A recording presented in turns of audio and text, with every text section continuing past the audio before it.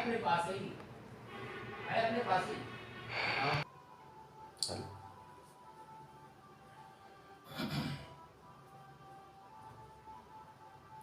आज साधना का 113 दिन हो गया। 26 फरवरी सन 2022।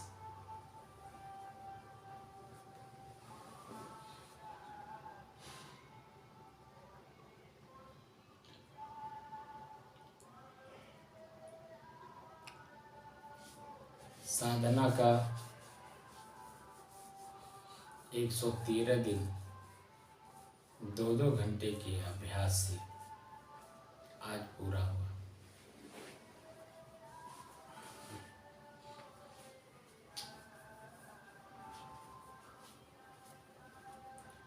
हम आप लोगों को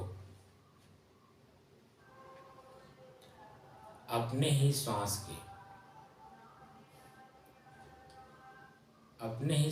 को अपने से अलग होकर देखने की जो कला सिखा रहे हैं, इसका महत्वपूर्ण विषय ये है कि हमें देखने की कला, जानने की कला, समझने की कला, चलने की कला,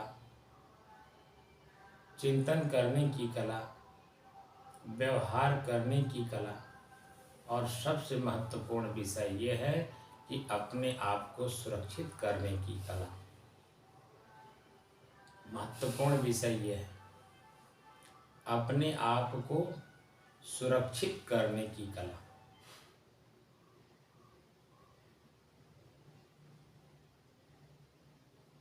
ये कला सिखाई जा रही है। आप अपने आप को सुरक्षित कैसे करेंगे? क्योंकि आप असुरक्षित हैं। सबसे पहले ये महसूस होना चाहिए कि मैं असुरक्षित हूँ। अगर मैं असुरक्षित हूँ, ये महसूस हुआ, तो अपनी सुरक्षा आपको स्वयं करनी है। ये हर जगह आपको लिखा मिलता है कि अपनी सुरक्षा आपको स्वयं करनी है। भौतिक रूप से हर जगह आप कहीं भी जाते हैं तो आपको ये लिखा मिलता है, अपने सामान की सुरक्षा आप स्वयं करें। तो बाहरी जो आपका संसाधन है, वस्तु है, स्थान है,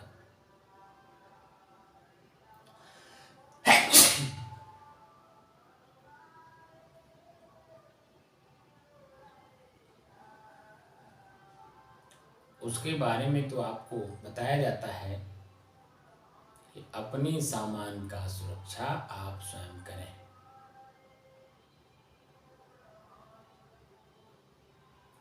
आप अपने बाहर की सामान को सुरक्षित करने के लिए दिन रात कैसे चौकन्ना रहते हैं। जो कि वह बाहरी वस्तु है, वह आपसे अलग है, और अलग की वस्तु कितना देर आप उसे पकड़ करके रखेंगे, क्योंकि वह आपसे अलग है। आपकी अपनी वस्तु क्या है जिसे सुरक्षित करना है, वह सिर्फ संत जानते हैं। संत ही उसका उपदेश कर सकते हैं। संत के अलावा किसी में ऐसी ताकत नहीं है जो आपको अपनी वस्तु की सुरक्षा के बारे में जानकारी दे सके, क्योंकि सभी लोग असुरक्षित हैं संत के अलावा। संत के अलावा वो विश्व के कोई भी पद पर कोई बैठा हो, वो सभी लोग असुरक्षित अपने को महसूस कर रहे हैं। सिर्फ संत ही एक ऐसे हैं, पूरे विश्व में नाम अलग हो सकता है, पीर या अलग अलग धर्मों में अलग अलग नाम है। मुस्लिम में पीर कहते हैं, ऐसे सभी धर्मों में अलग अलग उनके नाम हैं। हमारे हिंदू संस्कृति में हिंदी में संत कहते हैं। तो संत वह होता है जो अपने ही शरीर के अपने से अलग जो वस्तुएं हैं इन्हें सुरक्षित कर दिया। तो इन्हें सुरक्षित कब किया? जब अपने आप को समझा। पहले तो अपने आप को देखा, अपने आप को जाना, अपने आप को समझा और अपने ही आप को अपने आप में ही यथा सुरक्षित कर लिया। यहाँ पर भगवान कृष्ण के मुख से गीता में श्लोक के माध्यम से दर्शाया गया है कि खेचुआ जब जान जाता है कि मेरे ऊपर कोई आफत आने वाली है तो अपने ही अंगों को अपने ही अंदर समेट लेता है, समेट करके अपने आप को सुरक्षित कर लेता है। उसका जो बाहरी हिस्सा है वो इतना मजबूत होता है कि उसके ऊपर कुछ भी असर नहीं करता है।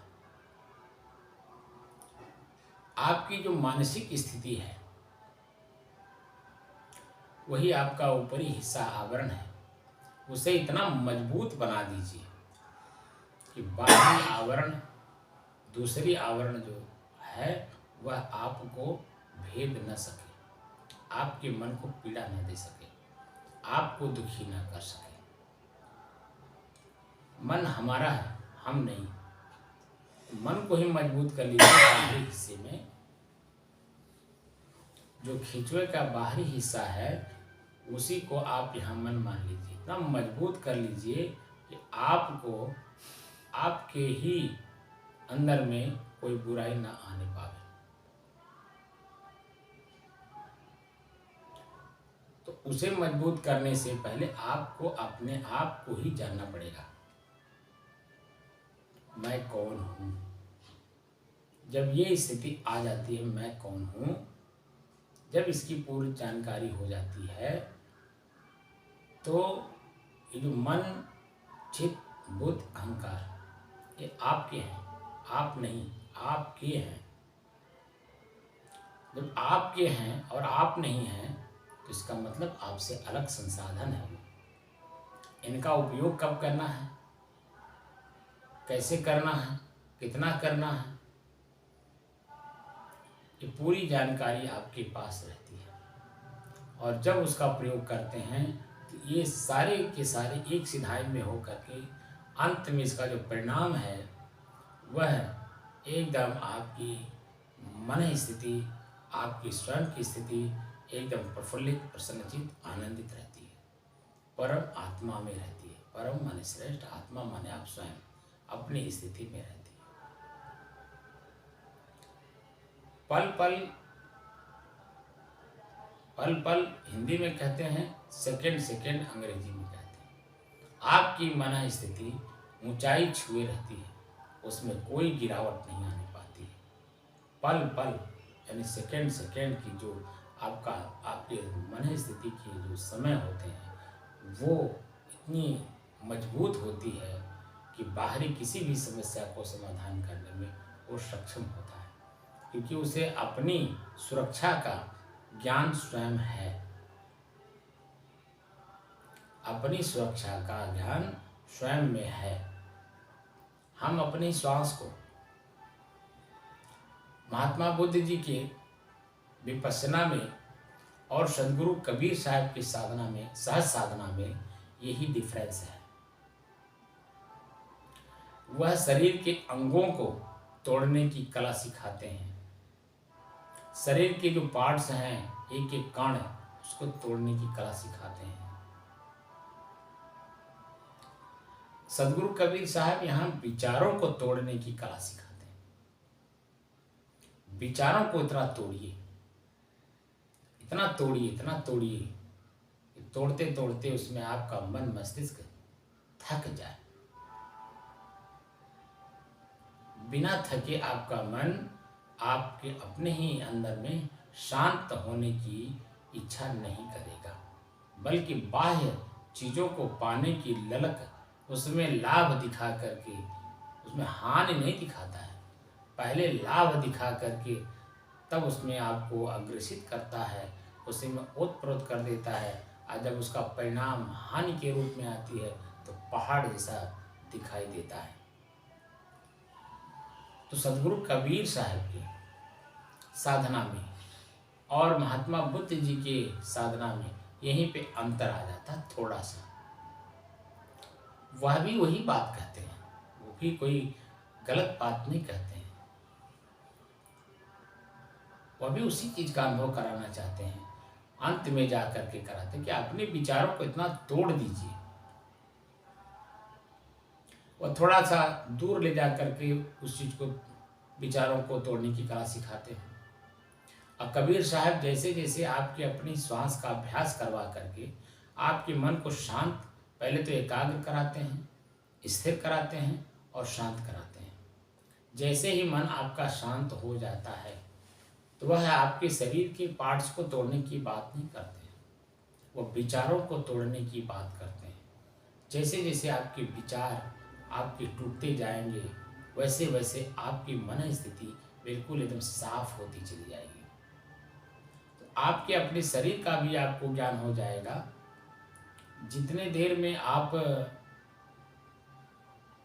यहाँ से लखनऊ जाने में जो संसाधन है आपके पास, उतने देर में आपको उससे कई गुना कम में आपको लखनऊ पहुंचाने की क्षमता रखते हैं। महात्मा बुद्ध और कबीर में कोई अंतर नहीं, इसीलिए कबीर साहब ने बहुतों का खंडन किया है साधना की दृष्टि से। गोरख जी का भी उन्होंने खंडन कर दिया, क्योंकि उन्होंने खुद कहा है, गोरख ऐसा जोगिया जग में भया न कोय, पूरे विश्व में गोरख जैसे जोगी वास्तव में कोई हुआ नहीं। लेकिन कहते हैं कि सार शब्द जाने बिना वह भी गया भी कोई। जब गोरख जैसे जोगी को सदगुरु कबीर साहब कटाक्ष कर सकते हैं तो क्या महात्मा बुद्ध जी का कटाक्ष नहीं कर सकते थे? लेकिन वास्तविक स्थिति, क्योंकि कथनी, करनी और रहनी, ये तीन जब एक सिधाई में होती है तभी उसका लाभ अपने को भी मिलता है, अपने शरीर को भी मिलता है, अपने परिवार को मिलता है, अपने समाज, पूरे मानव समाज को मिलता है। जब कथनी, करनी और रहनी में डिफरेंस होता है तो सबसे पहले अपना ही मन संशय ग्रसित रहता है। तो जब मन संशय ग्रसित है तो अपने आप का बोध कैसे होगा? तो शरीर में कैसे प्रसन्नता आ सकती है? और जब अपने ही मन में वो प्रसन्नता नहीं है, अपने शरीर में प्रसन्नता नहीं है, तो अपने परिवार में कैसे आएगा? अपने समाज में कैसे आएगा? फिर मानव समाज कैसे उनका पूरा लाभ ले पाएगा? बुद्ध, कबीर, गोरख या अनेकों हमारे ऋषि महर्षि जो हुए, उनके सब में जहाँ जरा सा भी डिफरेंस आया तो जनता 50% सिर्फ मानती है, 50% नहीं मानती है। गोरख की जो साधना थी अच्छी बात थी, बहुत सुंदर साधना थी। ऐसी साधना तो बता, कबीर साहब ने कहा ना कि गोरख ऐसा जोगिया जग में भयानक हुआ। अपनी साधना के माध्यम से अपने योग को उन्होंने पूरे विश्व में अपनी झंडा गाड़ दिया। जग में भयानक हुए, जग मन संसार, जग में भयानक हुए। लेकिन कहते हैं सार शब्द जाने बिना वह भी गया भी कोई। सार शब्द क्या है? स्वयं अपनी स्थिति में जाना, अपने आप को पहचानना, अपने आप को पहचान करके अपने ही बंधनों को अपने से अलग करके उसे सुरक्षित करना, ये स्वयं का काम होता है। इसे संत कहते हैं। जोगी और संत में ही अंतर है। अपनी इंद्रियों पर, अपने शरीर पे कमांड जब होता है तो इंद्रियों पर भी कमांड होता है। और जब इंद्रियां वश में होती हैं तभी धीरे धीरे अपने आप का बोध होता है। तो शरीर पे तो कमांड था गोरख जी का, इंद्रियों पे भी कमांड था जो शरीर से संबंधित थी, लेकिन मन रूपी जो इंद्रिय है उस पर उनका अपना कमांड नहीं था। तो डिफरेंस आ गया। जब डिफरेंस हुआ तो निश्चित तौर पे जो वास्तविक स्थिति है, अपने आप को पहचानना, अपने आप को सुरक्षित करना, वो नहीं कर पाए। गोरख ने किया, बुद्ध ने किया और कबीर ने। आज पूरा विश्व 40 देश ऐसे हैं जो बौद्धिस्ट हैं। अब बुद्ध हमारे भारत में ही जन्म लिए, उन्होंने साधना हमारे भारत में की, उनको आत्मबोध भारत में ही हुआ। और आज भारत के ही लोग उन चीज़ों को अपनाने से अपने आप को ही वंचित कर ले रहे हैं, क्योंकि वो बहुत बड़ी चीज़ है और वो सनातन धर्म का हमारे एक पार्ट है। सनातन शब्द से तात्पर्य होता है जो सदैव रहे, जो कभी किसी भी समय में नष्ट ना हो सके। तो दो ही चीज है सत्य, एक जड़ एक चेतन, एक प्रकृति एक पुरुष। जड़ और चेतन, प्रकृति और पुरुष, यही दो शब्द हैं। प्रकृति यानी जड़, पुरुष यानी चेतन। आपका शरीर और इस शरीर में रहने वाला जो चेतन है, यही दो सत्य हैं। शरीर आपका प्रकृति है, जड़ है, ये भी सत्य है। माटी, पानी, आग, हवा, आकाश, ये सदैव ऐसे ही चले आ रहे हैं और आगे भी सदैव ऐसे ही चलेंगे। इसीलिए संत महात्मा त्रिगुणात्मक जो सृष्टि है, इनसे परे जा करके आत्मा का बोध करने की बात करते हैं। प्रकृति में त्रिगुणात्मक क्रियाएं हो रही हैं, रजोगुण, तमोगुण, सतोगुण। इसमें उठा पटक चलता रहता है, ये बैठ नहीं सकता, इसमें परिवर्तन है। लेकिन आप में कोई परिवर्तन नहीं, आप स्थिर वस्तु हैं। आप स्थिर कैसे हैं? बचपन से लेके आज तक आपके शरीर का कितनी बार बदलाव आया, लेकिन आप स्वयं अपने आप में बदलाव नहीं हो। आप क्या आया? आप तो ही हैं। आपने अपनी बचपना को देखा, शिशुकाल को भी आपने देखा। बचपना गया, जवानी गई, बाल्यावस्था गया, बचपना गई, जवानी गई, अधेड़ अवस्था गई। आज जर्जर अवस्था की ओर बढ़ रहे हैं। आपके शरीर का जर्जर अवस्था आने वाली है, इसको भी आप देख रहे हैं। लेकिन आप में कोई परिवर्तन नहीं, आप तो वही हैं। आपके शरीर के जो पार्ट्स हैं, अंग हैं, आँख, नाक, कान, हाड़, मांस, मल, मूत्र, हाथ, पैर, जो कुछ भी इसमें आप देख रहे हैं, बदलाव आ रहा है, लेकिन आप में कोई बदलाव नहीं। तो आप अपरिवर्तनीय हैं और सृष्टि परिवर्तनशील है। तो इन दोनों का भेद जो जानता है, उसे ही संत कहते हैं। और संत के पास बैठने से ही आपकी जो अपनी संपत्तियां हैं, दो तरह की, एक अस्थाई, एक अस्थाई। अस्थाई से तात्पर्य आपसे कभी बिछुड़ने वाला ना हो। अस्थाई का मतलब है थोड़े समय के बाद आपके पास नहीं रहेगा। जैसे छोटी छोटी चीजों को पहले लें, आपके शरीर के ऊपर जो वस्त्र है, 1 साल 2 साल बड़े लगन पूर्वक आप इस कपड़े को पहनते हैं, जब तक नया रहता है। ये जब धीरे धीरे पुराना होने लगता है, इसके अंदर में जो मोह है आकर्षण है, आसक्ति है, वो मिटने लगता है।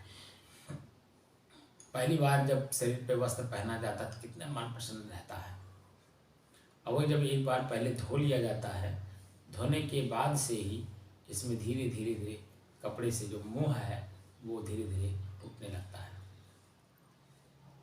एक छोटा उदाहरण दे रहा हूँ। आपका शरीर, आपका अपना शरीर भी जैसे जैसे आपकी अवस्था बढ़ती जाती है, इसी शरीर से आपके अपने ही शरीर से इसे मोह भंग होने लगता है। जैसे जैसे शरीर आपका जर्जर होता जाता है, आपके शरीर में कमजोरी आती जाती है, आँख से दिखाई नहीं देता, कान से सुनाई नहीं देता, शरीर से चल नहीं पाते हैं, जब बिस्तर पर पड़ने की अवस्था आ जाती है, या सामाजिक रूप से, पारिवारिक रूप से जब बहुत पीड़ा आपको होती है, तो आप कहते हैं, हे भगवान हमको ले चलिए, बहुत दुख हो रहा है, बहुत पीड़ा हो रही है। यही स्थिति, यही शरीर एक समय में आपके लिए अमृत का काम करता था। दौड़ना, धूपना, मिलना जुलना, खाना पीना, देखना सुनना, इसी शरीर से एक अवस्था ऐसी आ जाती है जो यही काल हो जाता है, क्योंकि हम चल नहीं पा रहे हैं, सुन नहीं पा रहे हैं, देख नहीं पा रहे हैं। हमारे मांसपेशियों में जो कमजोरी आ रही है, गल रही है मांसपेशियां, वो हमें सब महसूस होता है। शरीर में कांटा गड़ता है तो पीड़ा देता है, कैंसर हो गया तो पीड़ा देता है।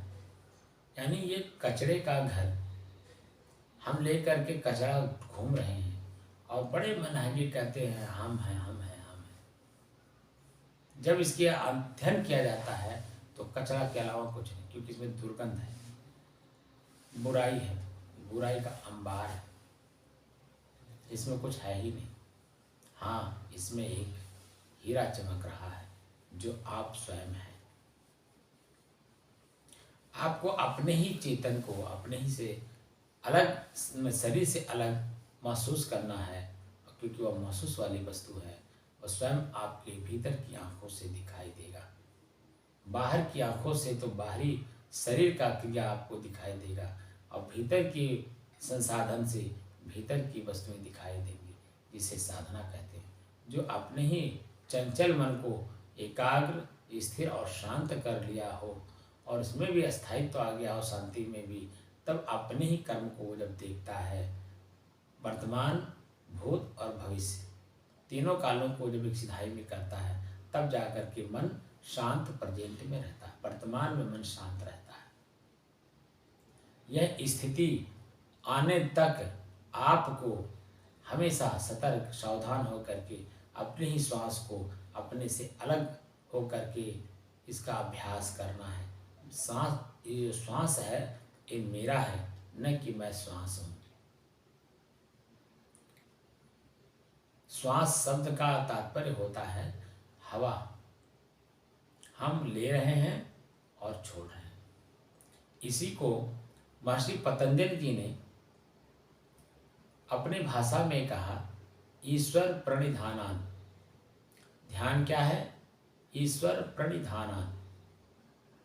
अपने ही प्राणवायु को अपने से अलग होकर के इसी का अभ्यास करना है, यही योग है।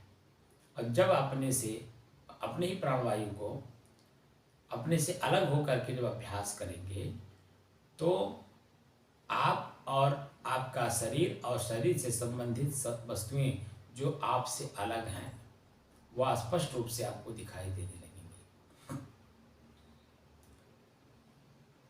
ईश्वर प्रणिधानानि, प्राणवायु ही ईश्वर है, इसी का ध्यान करना है। प्राणवायु ही ईश्वर है, इसी का ध्यान करना है। बार बार इसी पे अपने मन को केंद्रित करना है। तब अपने से अलग जो वस्तुएं मेरे शरीर में हैं या शरीर से बाहर हैं, सब समझ में आ जाएगा। इनका उपयोगिता कब, कहाँ, कैसे, कितना, सारी बातें समझ में आ जाएगी, और उसको प्रयोग करके आप अपनी सुरक्षा अपने आप में बनाए रखेंगे। यानी आपका चित्त हमेशा प्रसन्नचित रहेगा, प्रफुल्लित रहेगा, प्रसन्नचित रहेगा। सुखी और आनंद रहेगा, आनंदमय रहेगा, उसी में लवलीन हो जाएगा। ये स्थिति आती है, और जब यह स्थिति आ जाती है और इस स्थिति को बनाए रखने में आप कामयाब रहते हैं, तब कहते हैं अहिंसा प्रतिष्ठायाम तत्सन्निधो वैरत्यागे।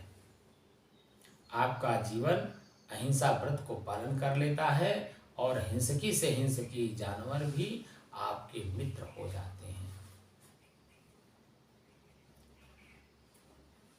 ऐसा बहुत सा उदाहरण देखने को भी मिलता है, सुनने को भी मिलता है और पढ़ने को भी मिलता है। हमारे ऋषि महर्षि संत महात्मा जंगल में ही रहा करते थे, और जंगल में शेर, बाघ, चीता, खुंखार जानवर रहा करते थे, आज भी रहते हैं। लेकिन उनमें आपसी तालमेल हो जाता, क्योंकि वो साधक हैं, अपने मन को साधे हुए हैं, संत हैं, इसीलिए वहाँ पर हिंसकी जानवर जाता भी है लेकिन उन्हें किसी प्रकार की क्षति नहीं पहुँचाता है, क्योंकि वह भी तो चेतन ही है। और दूसरी बात महत्वपूर्ण यह है कि जो आप चिंतन करते हैं या चिंता करते हैं, वो वाइब्रेट होता है, तरंगें उसकी उड़ती हैं, और वो तरंगें हर एक दूसरे के तरंगों में जाकर के टकराते हैं। जहाँ पॉजिटिव एनर्जी यानी शक्ति मिलती है, वहाँ संबंध जुड़ते हैं, मित्रता होती है, गुरु शिष्य का संबंध होता है। लेकिन जहाँ एनर्जी अपोजिट होती हैं, विपरीत दिशा वाली होती हैं, वहीं दुश्मनी होती है।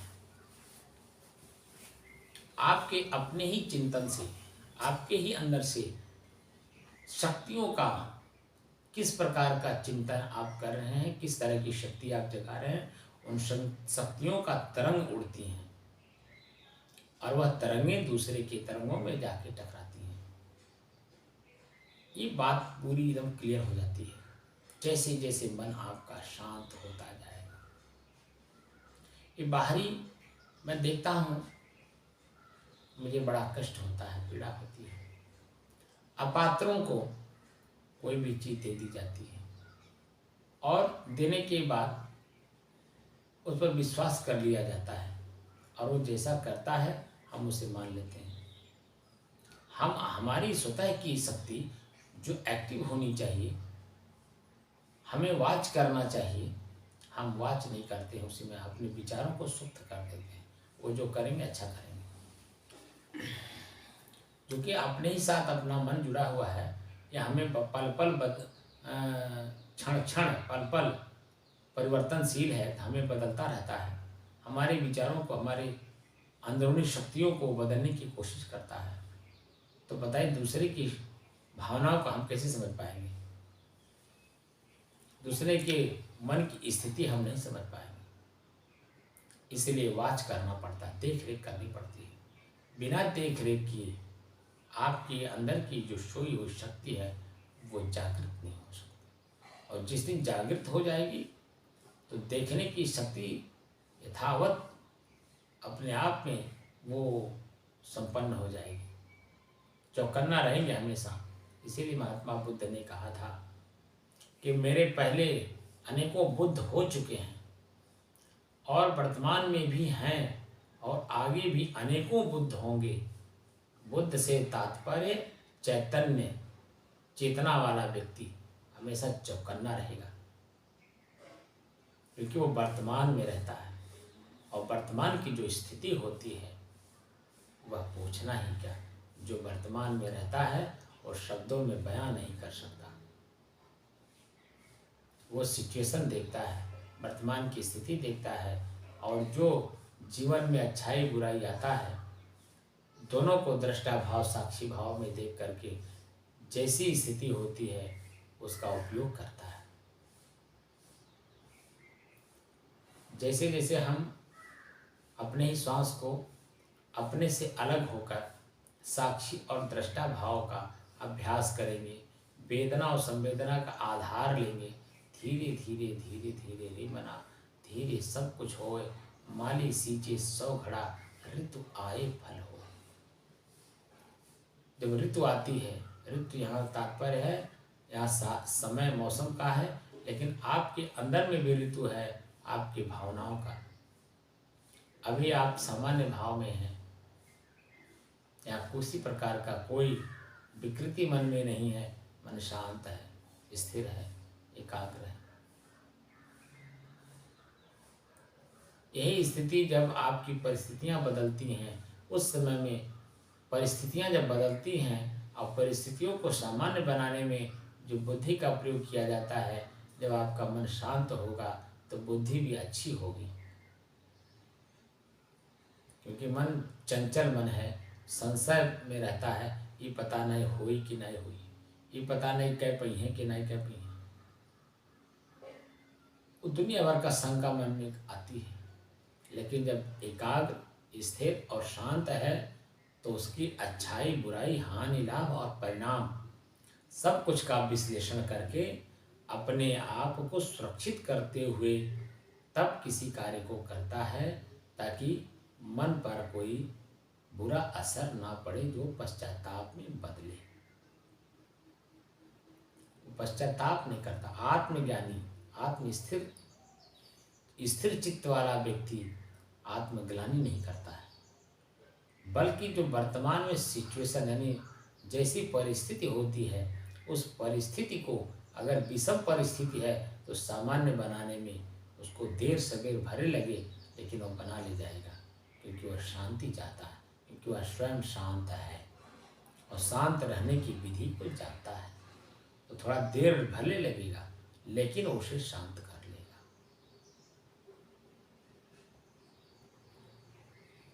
और आपकी स्थिति जैसी होती है, वही स्थिति आप जिससे बात करते हैं उसकी स्थिति भी वैसी ही हो जाती है। शंका मुक्त हो जाता है, क्योंकि आपके कथनी, करने और रहने में एक रूपता दिखाई देती है। जैसे कल राम अवतार बाबू बहुत प्रसन्न थे। कई दिन से, जब 100 दिन पूरा हुआ तभी से आपके मन में हो रहा था ना, एक छोटा सा भोज भंडारा हो जाए, जो इस साधना में आते हैं उन सभी लोगों को एक छोटा सा खीर पूड़ी सब्जी का भंडारा हो जाए। मन में आपके जग रहा था ना जी। और जैसे जैसे आपका दिन 100 दिन से पूरा होता गया, हम लोगों के विचार एक हुए। कल वह स्थिति आई। आपने देखा होगा कि कोई भी व्यक्ति जो भी यहाँ आया वो प्रसन्न मुद्रा में ही आया, तो प्रसन्न मुद्रा में ही वापस गया है। किसी प्रकार की मन में खिन्नता लेकर के एक व्यक्ति भी नहीं गया है, क्योंकि आपके विचारों में उन्नति थी। आपका विचार, आपके विचार में कहीं किसी प्रकार का खोट नहीं था। इसलिए हम लोगों ने 30 आदमी की व्यवस्था की थी और कम से कम 70 आदमी से ज़्यादा उन्होंने भोजन किया। हमने जिसको भी फ़ोन किया और सभी लोग बड़े भाव से, बड़े प्रेम से, जो कि वर्तमान समय में आप देख रहे हैं कि एक एक मिनट का बहुत कीमत है, क्योंकि चुनाव चल रहा है और इस चुनाव में सभी लोग व्यस्त हैं। कोई किसी के पास समय नहीं है। वो यहाँ तक कि अपने ही टिफिन लेकर के जाते हैं ऑफिस में। मैं देखता हूँ कि इतना व्यस्त रहते हैं कि टिफिन भी नहीं कर पाते, और उसमें से समय निकाल करके आपको घंटों आपको समय दिए। जिस प्रसन्न मुद्रा में वो लोग आए, उसी प्रसन्न मुद्रा में बल्कि और बढ़ोतरी करके लेके गए मन की प्रसन्नता को। यह आपके लिए प्लस है, क्योंकि आपके चिंतन में, आपके मंथन में, व्यवहार में, यानी कथनी, करनी और रहनी में, तीनों में एक रूपता दिखाई दिया। इसीलिए आपके जितने भी नात बात आए वो भी प्रसन्न होकर के गए, और आश्रम से संबंधित जितने लोग थे वो सभी लोग आए, और इस साधना से जो संबंधित लोग थे वो सभी लोग आए, और सभी लोग अपने प्रसन्नता को ही लेकर के गए, डबल करके गए कि नहीं बहुत अच्छा, बहुत अच्छा, बहुत अच्छा। और इसी में से कुछ लोग इसमें आने के लिए भी प्रेरित हुए कि नहीं, साधना में आना चाहिए हम लोगों को। देखो, हम लोग यहाँ रहते हैं, हम लोगों को मालूम नहीं है यहाँ साधना होती है। अब ये मन की जो आपकी स्थिति है वह आपके दूसरे लोगों को भी अपनी तरफ खींचने में कामयाब होगी, क्योंकि इस आपने एक रूपता दिखाई है कथनी, करनी और रहनी में। ये जो कथनी, करनी, एक रहनी जब एक होती है, इसका आनंद पूरे चारों तरफ से होता है। जो भी मिलता है आपको प्रसन्नता से अपनी दृष्टि से देखने लगता है, नहीं बहुत अच्छे हैं, बहुत अच्छे हैं। और दृष्टि, मन की स्थिति बदल जाती है, क्योंकि मन ही तो सब कुछ कराता है। वही देखता है अच्छे भी रूप में भी, वही देखता है बुरे के रूप में भी। वृत्तियां हैं अच्छे और बुरे की, ये भी दोनों मन है। तो आपकी स्थिति देख करके सभी लोग प्रसन्न हुए। कोई ऐसा व्यक्ति नहीं रहा कि ये कहता हो कि दाल में कमी है, चोखा में कमी है, या लिट्टी में कमी है, या खिलाने में कमी है, या बैठाने में कमी है। कहीं किसी प्रकार का कोई मन के अंदर में स्थिति नहीं थी। जो लोग भी आए, जैसे आए, सभी लोगों ने एक ही स्वर में कहा, अपने प्रफुल्लित प्रसन्नचित होकर के की बात कही, बहुत अच्छा, बहुत अच्छा। यही जो गीता का श्लोक है, ब्रह्म भूत है प्रसन्नात्मा न सोचते न कांक्षति समय सर्वेषु भूतेषु मद भक्ति लगते पराम। यही स्थिति होती है। एकदम आप खुद प्रसन्नचित प्रफुल्लित हैं, और जो भी आपके पास आ रहा है उनका स्वागत कर रहे हैं। उनके विचार कैसे हैं, वो क्या करके आ रहे हैं, उनका विषय है। लेकिन आपके पास आने से उनका अगर मन प्रसन्न होता है, ये बहुत बड़ी उपलब्धि है, छोटी मोटी उपलब्धि नहीं है। और इसी को हर आदमी पाना चाहता है, लेकिन बाहर से पाना चाहता है, इसको अनुभव नहीं करना चाहता है। इसीलिए वो दुखी और पीड़ित का पीड़ित ही बना रह जा रहा है। तो जो साधक है उसका दायित्व बनता है कि वो अपने मन को साधते हुए अपनी कथनी, करनी और रहनी की एक रूपता दिखाए। जब कथनी, करनी और रहनी की एक रूपता दिखाई देती है तो आपका मन प्रफुल्लित प्रसन्नचित होता ही है। साथ साथ आपका शरीर भी प्रफुल्लित प्रसन्नचित होता है, सार्थक होता है ये जीवन। और आपका लाभ पाने के लिए समाज के लोग लालायित रहते हैं कि कब चले उनका लाभ लेकर के हम आए। मानसिक स्थिति, शारीरिक स्थिति और व्यवहारिक स्थिति, तीनों को हम चल करके उनका लाभ ले आए। तो ये स्थिति इस साधना की होती है। आगे चल करके ये सारी चीजें अपने आप धीरे धीरे अनुभव होती हैं। जैसे जैसे आपकी साधना अभ्यास में बदलता जाएगा और वर्तमान में रहने की कला आपको आती जाएगी, कथनी, करनी और रहने में एकरूपता आती जाएगी, आप ही इसी परिवार समाज में रहते हुए भी जहाँ भी आप हैं वहीं आप संत के रूप में हैं। आप लोग शायद अभी भ्रमण नहीं किए हैं, इसलिए नहीं जान पाते हैं। बहुत ऐसे हमने देखा है संतों को जो परिवार समाज में रहते हुए भी वो संत होते हैं। जब तक उन्हें जानकारी नहीं थी वो परिवार में रहे, जैसे जैसे जानकारी होती गई परिवार में रहते हुए भी वो संत हैं, क्योंकि उनकी कथनी, करनी और रहनी में एक रूपता दिखाई देता है। इसीलिए कहा जाता है जब मंथन होता है, मोक्ष क्या किस सिर्फ लाल कपड़े वाले और सफ़ेद कपड़े वाले को ही होगा? क्या सिर्फ धोती वाले का ही मोक्ष होगा? ऐसा नहीं है। ये मानसिक स्थिति है, ये दिखाई नहीं देता है, ये तो अनुभूति का विषय है। जो भी जहाँ भी जैसे भी इस साधना का प्रयोग करेगा और अपने आप को परिमार्जित करेगा, वह स्थिति कहीं भी प्राप्त की जा सकती है। इसी चीज़ को तो कबीर साहब ने अनुभव किया। तो बनारस का जो एक प्रचार प्रसार था कि मुक्ति सिर्फ बनारस में मिलती है और कहीं नहीं, इसका खंडन करने के लिए तो कबीर साहब बनारस में आए थे। वो ऊसर जगह माना जाता है विद्वानों की दृष्टि से। मगहर ये ऊसर जमीन मानी जाती थी, वहाँ कुछ नहीं पैदा हो सकता है, मतलब आंतरिक रूप से साधना नहीं हो सकती। लेकिन कबीर साहब ने कहा नहीं, हम तो अगर राम को अगर प्राप्त कर लिए हैं, यानी अपनी चेतना का बोध हमें हो गया है, तो ऊसर हो या नमी वाली जगह हो, पैदावार वाली जगह हो, क्या फर्क पड़ता है। हमारा मन स्थिति एकदम बिल्कुल प्रेजेंट में रहने की कला सीख गया है। हम चाहे जहाँ रहेंगे वहीं हरा भरा कर देंगे, क्योंकि उन्हें पता है कि किस एरिया में, किस जगह पर, किस मिट्टी पे क्या बचता है, उन चीज़ों को वहीं पे लागू कर देंगे, उस एरिया को हरा भरा कर देंगे।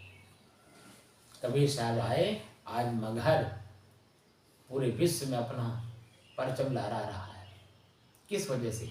सिर्फ साधना की वजह से, कबीर साहब के वहाँ आने से मात्र। और क्या था वहाँ पर?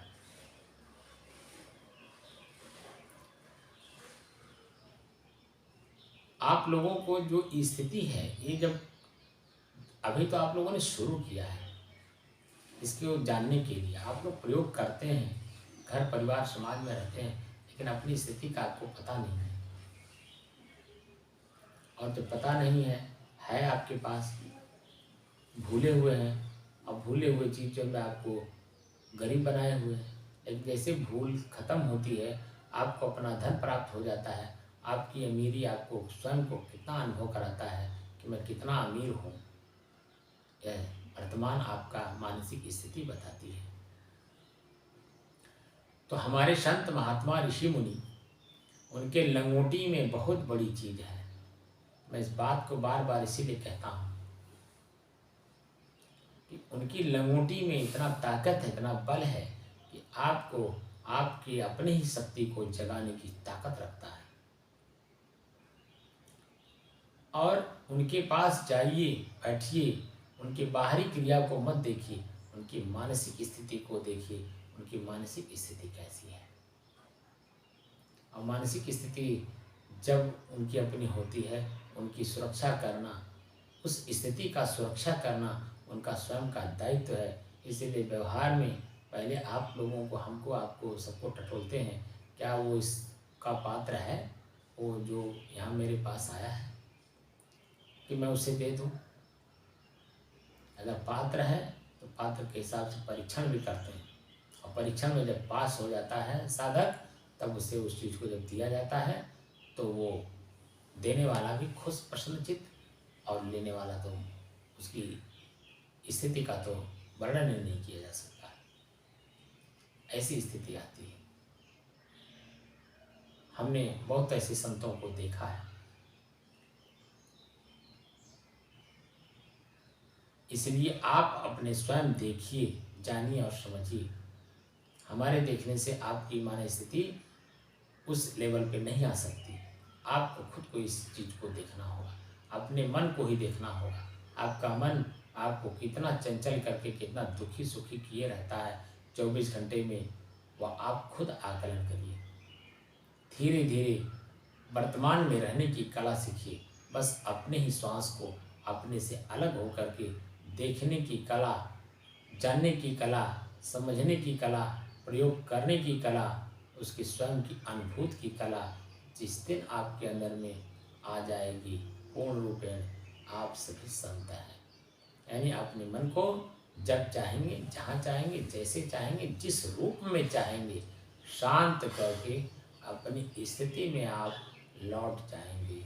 ये इस साधना का पराकाष्ठा है, ऊंचाई है, और इसे पाने के लिए ही हम लोग साधना कर रहे हैं। हमारा जो उद्देश्य है, भवतु सब मंगलम। महात्मा बुद्ध कहते हैं सबका कल्याण हो। वही बात संस्कृत में हमारे ऋषि महर्षि कहते हैं, सर्वे भवन्तु सुखिनः, सर्वे सन्तु निरामया,